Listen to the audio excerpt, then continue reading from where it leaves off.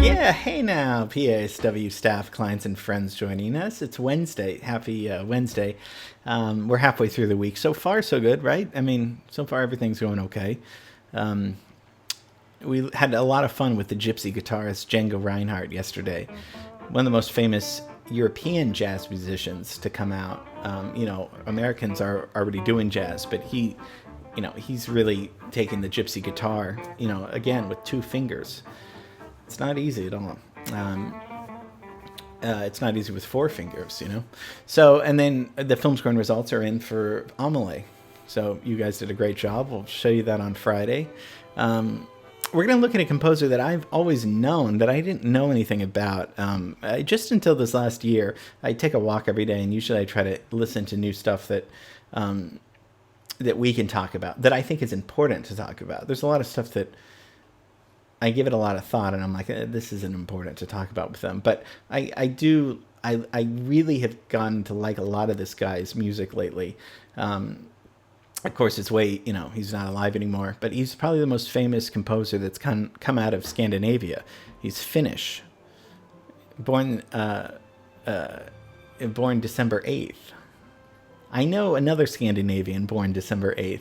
Her name's Bonnie, but I don't think she wants to be talked about, so we won't talk about her. But we're going to look at the really romantic genius composer, Jean Sibelius.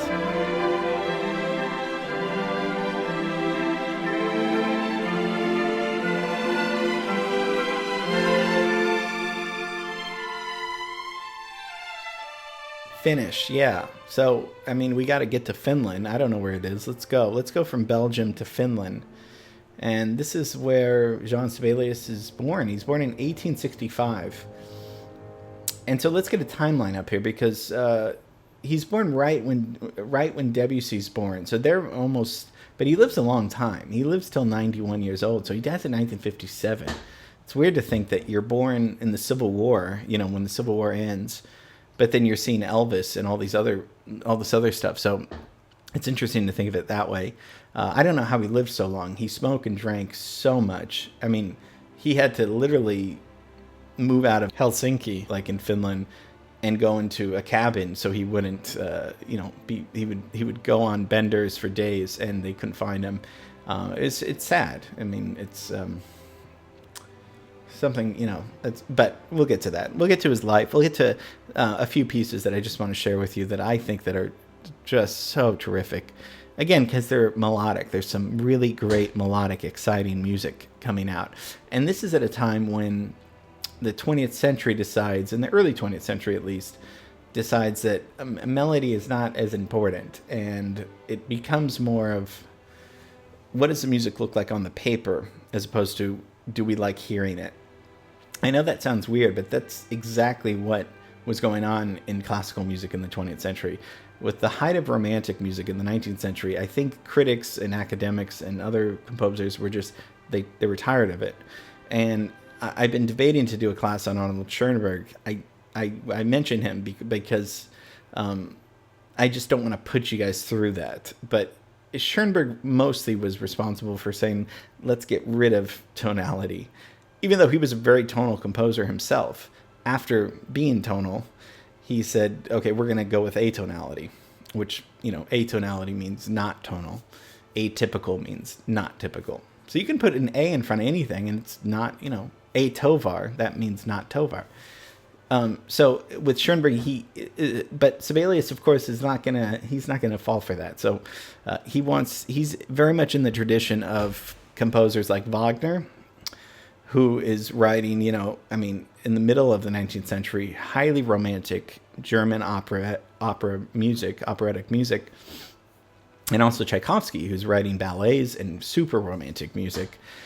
Tchaikovsky's dead, though, by 1893, so Sibelius is, at that time, still just about to be really famous in Finland and in Europe. So he starts playing violin and piano at age 7 or 8, right around there. His uncle is his main teacher, and although they want him to go study law, music is more of his thing. So he studies music at the the Music Institute in Finland, and which is now called the Sibelius Academy. So that's pretty cool to have to go to a school and then they name it after you later. And he starts studying composition. And the first piece that we're going to look at is probably his most famous. It's Finlandia. Finlandia is the unofficial national anthem for Finland, and it sounds like a national anthem. It's highly melodic, a lot of brass. So Finlandia is a tone poem. We haven't looked at tone poem. Tone poem is for the most part a symphonic work, only in one movement. So symphonies are in multiple movements, usually 4 or 5. Respectfully. Whatever respectfully means. Does that mean with respect? But tone poem is just one movement that's usually like 10 or 15 minutes long.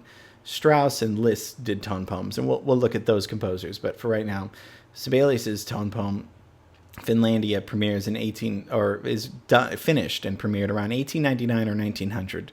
They're not sure exactly on the year. So what a time period for something to be done and finished and premiered by, because the 20th century's got to be the most amazing century ever in terms of invention, technology, science, and then music too. So but he's showing a lot of melody in this tone poem. He's not doing with what other composers are doing, where they're straying away from melody. He's very bold in it, and maybe that's what upset some people.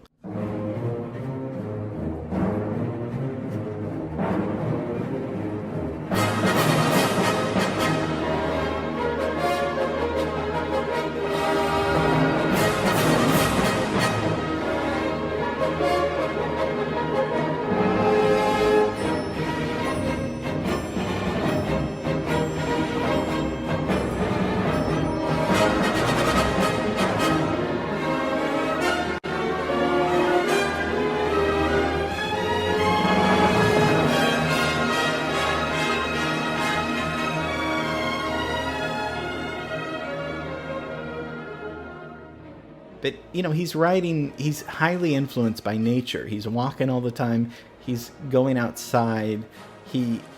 Because he's so self-destructive in the town, he moves into this cabin, which is now the Sibelius Museum, with his wife and daughters, to compose. And this is where he lives from 1904 to the rest of his life. And then in 1923, he premieres the Sixth Symphony. And the Sixth Symphony is, we're going to look at the first movement, because this is just such an amazing symphony. Sibelius is known for his symphonies, just like Mahler is. Mahler's another composer and they were contemporaries, and they met, actually. And, some composers, just like Wagner, is known for opera, Tchaikovsky ballets. We're simplifying here because we have to make sense of the world. Sibelius and Mahler are known for symphonies. So Sibelius wrote 7, Mahler wrote 10, so Mahler got him beat. But supposedly there was an 8th, but I think he burned it in a drunken rage or something like that. But the 6th is so delightful, and it is just so full of colors and melodies that just burst out. And it makes you want to just be in nature and smile.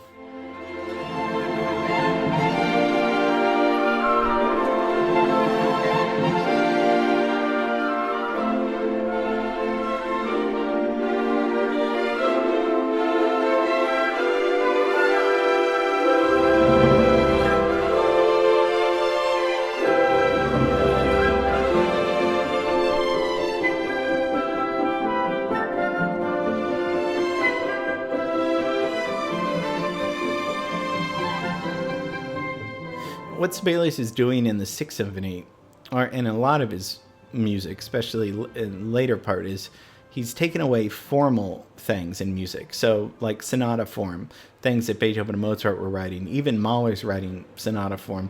He's not doing that. He's focusing more on themes and developing themes and contrasting themes together and evolving themes. I think that's what was so different to people that heard his music. They weren't used to hearing it wasn't free form, but it was freer than other composers were writing at.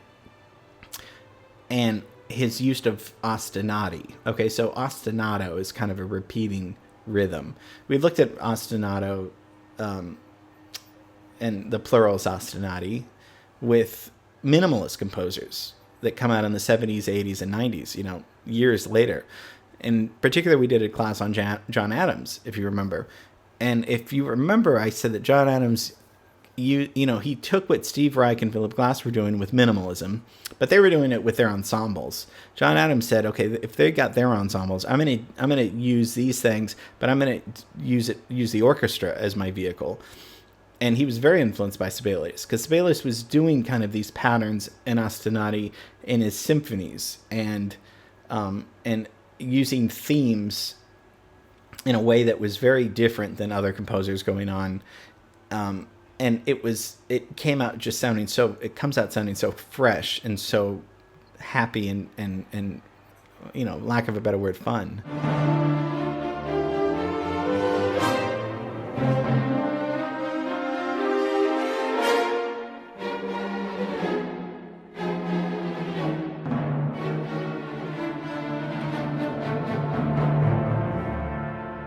So his big thing with the symphonies and his music is themes and developing themes.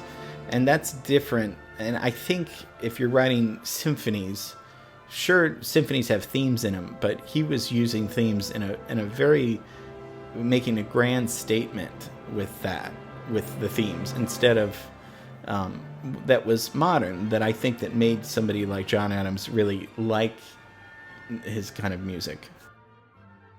This is just some wonderful music I wanted to share with you on the Finnish composer Jean Sibelius. It's funny because it's not funny, but in 1951, while Sibelius was still alive, Rene Leibowitz, I don't know Leibowitz at all, but music theory and music expert, whatever expert means, he wrote something, and the title was Sibelius, the worst composer in the world. And that was the name of the title. I mean, it's so hard for artists to do their own thing already. And then when you have critics and experts on top of that, it's one thing to not like something, but to actually write something that it's the worst thing. Sibelius, I don't think this wasn't a retort to that, but he did say, and this is interesting, he did say, pay no attention to what critics say. No statue has ever been put up to a critic. And that's true. So, critics are important for sure, and we're all critical of things. But if we think of the statues that have been put up of great thinkers, great artists, I don't think there's any critic that's had a statue of them. It's just something to think about. So it's the art and the work that's the most important part. And they did erect a statue of Sibelius, so it worked out well for him. Okay, that's Jean Sibelius. Hope you enjoyed it. Some lovely, beautiful music. Go out and take a walk and listen to his music. I will later today, and that means you have to. Okay, just kidding. Okay, love you and miss you. And tomorrow we're gonna go back to LA and look at a very cool building in my neighborhood, if that's okay. Okay, see you tomorrow. Bye.